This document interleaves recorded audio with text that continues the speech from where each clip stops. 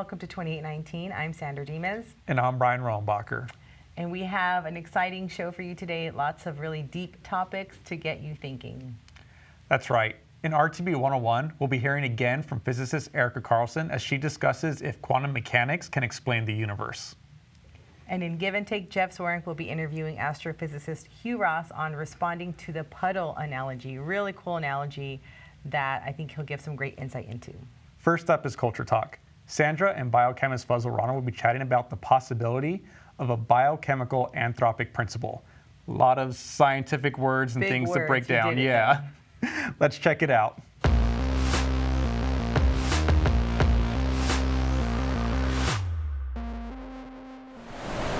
Now it's time for Culture Talk, where we talk about culturally relevant topics that you can use to start conversations about your faith. And I'm joined today with biochemist Fazale Rana. Thank you for joining us. Sandra, thanks for having me.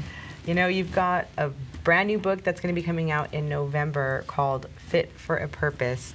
And you talk about this idea of the Anthropic Principle extending to biochemistry. And I think that's a fascinating topic, but many people probably don't know why it's relevant. So first, if you could explain, what is the Anthropic Principle? Just start us off there. Yeah, well, the Greek word for humanity is anthropos. Mm-hmm. And so the Anthropic Principle is this idea that is evident in cosmology and astronomy, that the universe appears to be designed specifically so that human life is possible. Mm-hmm. And the way this design is manifested is in what is called the fine-tuning of the fundamental constants of physics. So these constants have to assume precise values, and if they deviate even imperceptibly in some instances from the value that they hold, it changes the universe in such a way that life simply isn't possible. Mm. And so many people see the Anthropic Principle as being one of the most compelling reasons to think that the universe was designed by God and designed for a purpose, that purpose being human beings. Right, okay, so we're starting there, that the Anthropic Principle is, and mostly it's referring to the cosmos, correct? So that the cosmos were designed for humanity. So now you're talking about it from a biochemical perspective. So how does design show up in biochemistry? Yeah, well, when you look at biochemical systems, mm-hmm. they have this obvious appearance of design. Mm-hmm. I think most people see that design in biochemical systems. The challenge becomes, how do you articulate a case for design? And there's mm-hmm. a variety of different arguments that have been brought to bear. But in this book, Fit for a Purpose, I make the case that the Anthropic Principle actually applies to biochemical systems, that they display a type of fine-tuning. And that's evident in the fact that these molecules have the just right properties that make them suitable for life, and that there's no conceivable alternatives to these systems that could exist. And so in that basis, it looks as if biochemical systems themselves have been designed, that they display these anthropic coincidences that if biochemical systems weren't the way they were, life wouldn't be possible. So, yeah, I mean, I know that there's a lot. You've written tons of articles and whole books on the specific design that we see in biochemistry, from motors and, like, you talk about cars and shafts and all of that stuff, and even like building letters, and you use artistry in some of your other works. What I love about Fit for a Purpose is you use music, which is something that you and I are both really passionate about. And you talk kind of about, it's almost like you're sharing who you are and talking about the soundtrack of your life, but you tie that in with the soundtrack of the universe and of biochemistry, and how that points to a deeper message. So what would then be the implications, the deeper message, so to speak, of there being an Anthropic Principle in biochemistry? Yeah, well, to me, it's not just simply that the universe or that biochemical systems are designed, but they are designed for a purpose. Mm-hmm. There seems to be an underlying reason why biochemical systems are designed, and that purpose looks as if it's really the advent of humanity, that the entire cosmos, from the massive galactic structures that we see, to the fundamental constants of physics, to the chemical and physical structure and functions of biomolecules all are designed in such a way that life, and specifically human life, is possible. And so that really suggests that there is meaning and purpose to all of our lives. That if the universe is designed so that human life is possible, then it really raises the possibility that we are here for a reason, for a purpose. Yeah. I love that. I love that you're pointing people to think deeply about the implications of such design. So people can come from different perspectives. What would lead them to a Christian perspective, which is the perspective that you're writing from, and to say that the design is pointing to the God of the Bible? Well, in the book I have a chapter talking about, well, what does this all mean? Right. And the fact of the matter is somebody could acknowledge the anthropic principle, but actually reject the idea that it has theistic implications, that it points to the reality of God. But on the other hand, I think a stronger argument can be made that if the anthropic principle is real, that it really does suggest that there is a mind, a purpose that undergirds the universe itself. Yeah. So it's an interesting debate that takes place among skeptics and believers, but I think the case is strongest for those who believe that God is ultimately responsible for everything we see. Yeah. Well, there's plenty more to dig into. I want to ask you kind of a fun question, because your book is filled with musical references. Which was the favorite artist to kind of write about, or the favorite album that you're most passionate about? Well, probably the discussion I have about Leonard Skinner and the song Freebird. So that's probably my favorite. Thank you for that, Fuzz. If you'd like to be notified when Fit for a Purpose comes out, if you're watching on YouTube, click on the link below. And if you're not, go to reasons.org/2819 for more information. In philosophy, there are what we call the traditional proofs. These are arguments for God based upon the universe or morality or a variety of types of issues. It seems to me as a philosopher these days, some scientists seem to imply that there is no need for a causal agent to bring the universe into existence, that somehow things like quantum mechanics and other ideas make God superfluous. We've brought Erica Carlson to come in. She is a PhD physicist, a professor at Purdue University. Erica, am I right that there are scientists who seem to be implying that quantum mechanics doesn't have room for a causal agent? Help me sort that out. Oh, okay. So I have heard, not necessarily scientists, but I have heard philosophers make this argument about causality. I mean, the truth is that we scientists are very honed in on our own discipline, and although, as you as a philosopher know, there's a lot of philosophy and philosophy of science that empowers how we do things. Right. We're not always trained to think about those logical underpinnings. But I have heard philosophers of science, particularly Alex Rosenberg, talk about this idea of perhaps there are uncaused events in nature, and if there are uncaused events, then maybe we don't need to think about the universe having had a cause at all. Maybe there's no need. And so I did.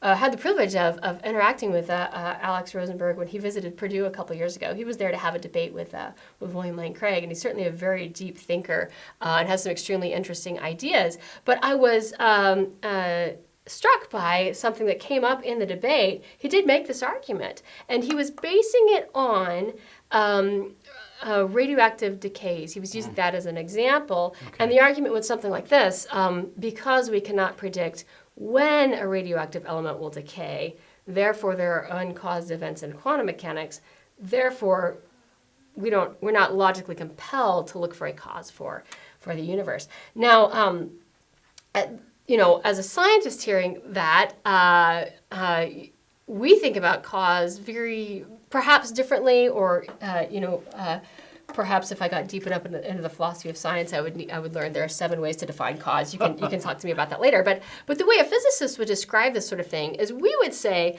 not that these radioactive events are uncaused, or even that the timing of them is uncaused. We would say, look, we can write down all the equations for this stuff. We know exactly why. But by the way, I should perhaps define radioactive decay. So you know how atoms are made of, they have a nucleus in the middle and they have electrons that run around. Inside the nucleus are neutrons and protons. And every once in a while, a proton will spontaneously decay into a neutron. It'll eject a particle as it does that. Or a neutron may do the same thing, eject a particle and convert into a proton. There are well-defined timescales on how often this happens. When that happens, it's called a radioactive decay, and that atom then changes its character. From one atom in the periodic chart, it'll shift over and become a different atom. That's a radioactive decay. So they happen on well-defined timescales. They happen for well-defined reasons. So from the scientist's point of view, we would say we understand all of the causality there. We know exactly why radioactive decays happen. And we know what timescales they happen on. Now, when it comes to a single radioactive decay, it's true that we cannot predict when it can happen, but when it happens, we know exactly why it happened. So I guess I would take issue with the language there of causality, and I would say we do understand the cause of those things. So I don't think it's actually fair to argue that quantum mechanics has uncaused events. We would say they absolutely have a cause and that we know what it is. Now, speaking of causality, I remember the first time I read Gottfried Leibniz, great mathematician, great philosopher. He's known for what I think is kind of the ultimate metaphysical question: why is there something rather than nothing? As a physicist who is a Christian, how does that reasoning, that basic cosmological reasoning, strike you? Well, I'm a fan of that line of argument. You know, I look at things and I ask the same question: how is it possible that this stuff is here? One of the ways that I see that coming up in my own work as a physicist is that, as we said before, I'm a theorist. I write down math. I can write down a lot of math. It may or may not have anything to do with the actual physical universe. So just because I can write down equations that are self-consistent and logical doesn't compel them to have a physical insubstantiation. So the fact that there is something rather than nothing really does take someone to make that thing and make it happen. Right. So another place that I've seen this issue of nothingness come into these kinds of questions is the idea that is the following idea that the vacuum in quantum mechanics, it's called. Vacuum's a little hard to describe in lay terms, but think of that as the closest to nothing we can get in quantum mechanics. What it looks like, though, is empty space, but it's kind of roiling and bubbling with particle-antiparticle pairs, all right? And so things can pop into existence and pop back out of existence. Now, to do that, what's going on is if a particle-antiparticle pair, for example, an electron, every particle has an antiparticle pair. That's what antimatter is. If you've read or watched any science fiction, we love to talk about antimatter. Actually, there are experiments Purdue is involved in that are testing antimatter hydrogen. So it's real stuff. It's not just science fiction. But when these particle-antiparticle pairs pop into existence, you should think, energy violation, right? Because there's mass associated with them. Einstein taught us that mass is another form of energy. So these would, on the face of it, appear to violate energy conservation. Now, there's another, there's an energy-time uncertainty principle in quantum mechanics. We talked before about the position-momentum uncertainty relation. There's another one, which is energy versus time. And it goes something like this. The larger the energy violation, the faster the bill becomes due. Okay, so it's almost like these particle-antiparticle fluctuations are borrowing on credit, and then the creditor comes knocking quicker if it was a larger bill. So these things can fluctuate in and out of existence. Particles can fluctuate in and out of existence. But the more massive they are, the quicker they have to go back into nothing. And what scientists mean by nothing in that context is a very specific type of nothing. It's, there's a pre-existing space, there is a pre-existing time, there are laws of physics imprinted on that space and time. all of that is quite beyond what philosophers typically mean by a proper nothing, right? I don't actually know what language you use for it, but it's it's different, right? It's this question of why is there something rather than nothing that Leibniz asked really was about nothing, not even the space, not even the time, not even the laws of physics that allow these quantum fluctuations to happen in the first place.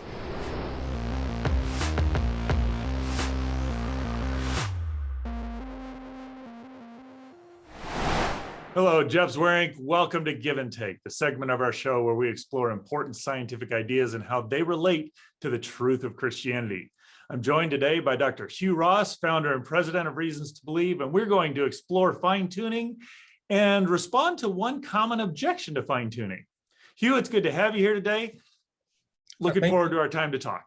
Yeah, good to be with you, Jeff. So fine-tuning is something that people talk a lot about. I would take a minute here and just kind of briefly describe fine-tuning and what are the sorts of evidence we see for it.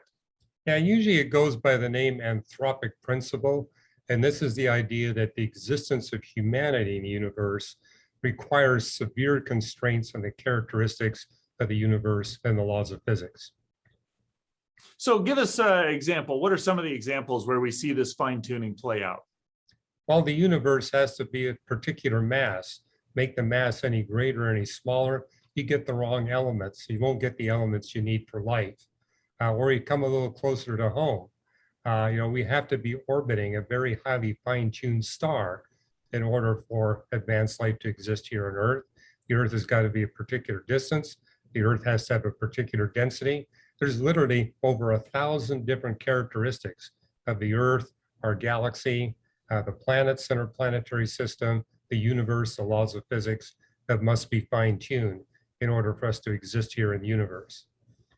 So the fine-tuning really boils down to if the universe were slightly different in any number of ways, and I know people quibble about how many there are and stuff like that, but it does seem like if the universe were slightly different or our location in the universe or position were slightly different, that would make it problematic for life. So in that context, what is this puddle analogy and that is used to argue against this being fine-tuning? Yeah, a number of non-theists have made the point, hey, this fine-tuning argument you theists use really is flawed. I mean, look at a puddle. The water in a puddle says, hey, this hole that I'm in perfectly fits me, and therefore assumes that the hole was designed for the existence of the puddle. And so the obvious implication, the puddle just fills up whatever the hole is. And so there's really no, that would seem to remove the fine tuning. Well, the argument is that, whatever life there is, it's going to adapt to whatever universe it is in, just like water is going to adapt to whatever hole it finds itself in. That's the argument. So does this puddle analogy refute the notion of fine tuning? I don't think it does, because there's several fundamental flaws in this analogy. Life is not like liquid water. Liquid water will flow and fill whatever hole it's in, but that's not true of life. Life needs a very particular environment in which it exists. You just can't take the life on planet Earth and throw it anywhere else in the universe and expect it to survive, or change the laws of physics in the universe and expect it to survive. So it's not like any old universe will do, or any old star will do, or any old planet will do. That's why I don't think this is an analogy. Analogies to work have to be somewhat similar to the two things you're comparing. In this case, there really is no comparison. So, I agree, and I get your point there. I know I would look at that and respond and say, when we look at life here on Earth, life seems to basically fill whatever niche there is here on Earth. I mean, you can make a strong argument that anywhere life can exist on Earth, it does. And in fact, it exists in places we didn't think it could exist. So how would you respond to that? Because that does seem to give credence to the puddle analogy that where we have life here on Earth, it seems to have adapted to whatever environment. Well, I mean, we've now found nearly 5,000 planets outside of our solar system. And all of them have the characteristics that wouldn't permit our existence. So it's like, hey, yeah, we got a special example here on Earth, but that is the fine-tuning argument, that Earth, the solar system, our galaxy or galaxy cluster the universe has been fine-tuned to make possible our existence. And I think the evidence for that is when we look at other stars, we look at other galaxies, we look at other planets and moons, we see that they're hostile for life. I mean, even my friends who are not theistic in their astronomy and physics agree with me. They agree with you, Jeff. Everywhere we look in the universe, we see conditions that are hostile for our existence, except here on Earth. It doesn't mean that we could possibly find one, but so far we haven't. And we've been doing a lot of looking. So, I mean, I agree that if you take Earth life and put it somewhere else, that it's going to have problems living there. But isn't there a little, I mean, isn't there a little bit of an Earth-centricness to that argument in the sense that I think, a skeptic would say, well, obviously it's not going to be Earth life that arises on these other planets, but there's going to be some other form of life. That's kind of the backbone of the puddle analogy, is that life is going to find a way to come about and adapt to the environment. How would you respond to that objection? Well, I think that argument would work if there were actually demonstrable alternatives to carbon-based life, but they're not. I mean, you could bring Fazale Rana in here and he would share with you that of all the elements we see in the periodic table, carbon is the only element that has the necessary bonding stability and bonding complexity to make physical life possible. So it's got to be life as we know it. In other words, carbon-based. And the fact is, to get just one planet on which carbon-based life must exist, you need a universe of the size and the mass and the age of our universe. The whole universe, as we observe, must exist to make one sample size possible. And so in that sense, I don't think we're being narcissistic in saying, hey, there's something special about Earth. The fact that you need the whole universe just to get a single planet, I think helps. And also to recognize that if there's a creator that created this universe with the intent of having a place where there was life, it would make sense that he would make that life on that one planet very abundant and very diverse. It's actually a theme you see in Psalm 104, that no matter where you go on planet Earth, you find the evidence for the creatures that God made. I actually think your statement about you get the whole universe to take just one planet, I actually think that's overly optimistic. I think apart from God's intervention, we're not going to see any place in the universe that's habitable for life. But I want to take a little bit of a different look on this, and just maybe in a minute, can you, if your argument, which I agree with, that the puddle analogy is not a good refutation of the fine tuning and the design because it's not a good analogy, what sort of evidence would we expect to see in the future, or what evidence could we look for that might help validate the idea that this is not a good analogy and not a good refutation of fine tuning? Well, there have been several astronomers and physicists who are not Christians who have made the point that there is validity to this theistic interpretation of the Anthropic Principle. The Anthropic Principle will have predictive power. And what I find interesting is just the number of papers I see in the astrophysical peer-reviewed literature that demonstrate that indeed the Anthropic Principle has predictive power, in the sense that if we find fine-tuning, say in certain different features of the moon, if we study the moon in more depth, we're going to find more fine-tuned features. Same thing with our galaxy, same thing with our star. And that's been the track record of the past 60 years, is that, as we find these fine-tuning measurements, they give us a pathway to find more. On the other hand, if we were to discover more and more about the universe and see that the fine-tuning evidence was plateauing rather than increasing, then I think the non-theist might have a point. Well, thanks very much, Hugh. I appreciate your comments. When I look at it, I do find the puddle analogy to be interesting, and it forces us to dig in and think more carefully about this. But really what I find is that deeper investigation actually shows the robustness of fine-tuning, and this idea that there's fine-tuning provides a good scientific avenue for further exploring our universe. I would encourage you to go to reasons.org and check out Hugh's blog on this. It's called Does the Puddle Analogy Explain Cosmic Fine-Tuning?